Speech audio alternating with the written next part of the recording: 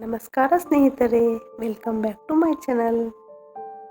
ಇವತ್ತಿನ ವಿಷಯ ಉತ್ತಮ ಪತಿಯ ಲಕ್ಷಣಗಳು. ಪತಿಯಲ್ಲಿ ಈ ಗುಣಗಳು ಇದ್ದರೆ ಪತ್ನಿ ತುಂಬ ಅದೃಷ್ಟಶಾಲಿಯಾಗಿರುತ್ತಾಳೆ.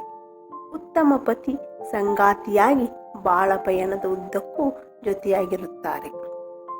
ಮದುವೆ ಎಂಬುದು ಸ್ವರ್ಗದಲ್ಲಿ ನಿಶ್ಚಯ ಆಗಿರುತ್ತದೆ ಎಂದು ಹೇಳುತ್ತಾರೆ.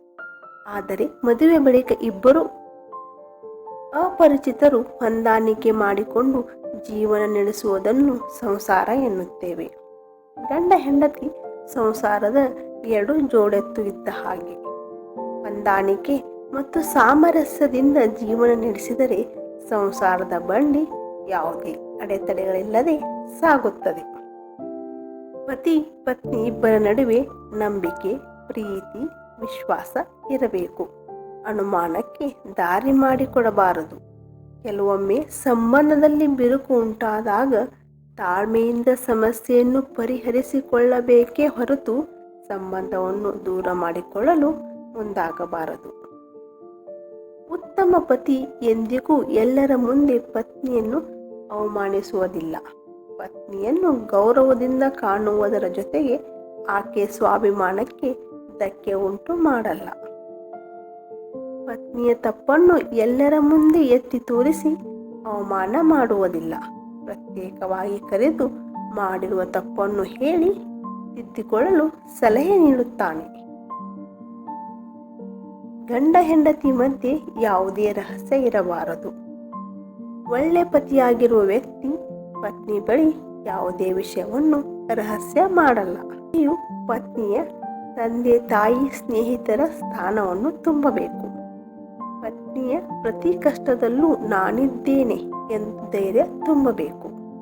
ಪತಿಗೆ ಸ್ವಾಭಿಮಾನ ಮತ್ತು ಸ್ವಂತ ಬುದ್ಧಿ, ಜವಾಬ್ದಾರಿಗಳಿರಬೇಕು. ಪತ್ನಿಯ ತವರು ಮನೆಯವರೊಂದಿಗೆ ಒಳ್ಳೆಯ ಭಾವನಾತ್ಮಕ ಸಂಬಂಧವನ್ನು ಹೊಂದಿರಬೇಕು. ಪರರ ಸ್ವತ್ತಿಗೆ ಆಸೆ ಪಡದೆ ಪ್ರಾಮಾಣಿಕವಾಗಿ ದುಡಿದು ಜೀವನ ಸಾಗಿಸಬೇಕು. ಪತ್ನಿಗೆ ಕಷ್ಟದಲ್ಲಿ ಧೈರ್ಯ ತುಂಬಿ ಮುಂದಿನ ಬದುಕಿನ ಬಗ್ಗೆ ಭರವಸೆಯನ್ನು ಮೂಡಿಸಬೇಕು.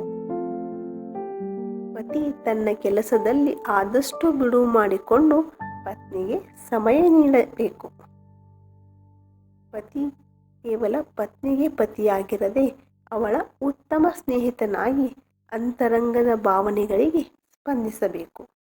ಪತ್ನಿಗೆ ಅನಾರೋಗ್ಯದ ಸಮಸ್ಯೆ ಉಂಟಾದಾಗ ಆಕೆಯ ಕೆಲಸದ ಭಾರವನ್ನು ಕಡಿಮೆ ಮಾಡಿ ಅವಳ ಆರೋಗ್ಯದ ಕಡೆ ಗಮನ ಕೊಡಬೇಕು.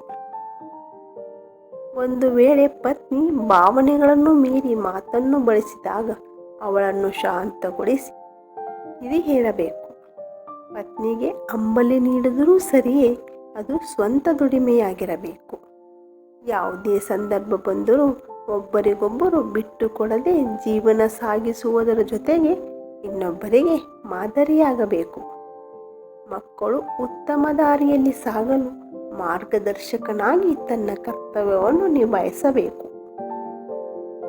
ಜಗಳ, ಕೋಪ, ಹತಾಶೆ ಮತ್ತಿತರ ಸಮಸ್ಯೆಗಳು ಬಂದಾಗ ತಾಳ್ಮೆ ಕಳೆದುಕೊಳ್ಳದೆ ಶಾಂತವಾಗಿ ವರ್ತಿಸಬೇಕು.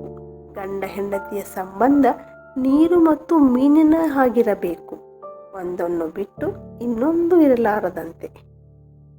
ಕಷ್ಟ ಬಂದಾಗ ಕುಗ್ಗದೆ, ಸುಖ ಬಂದಾಗ ಹಿಗ್ಗದೆ ಸಮಚಿತ್ತದಿಂದ ಇರಬೇಕು.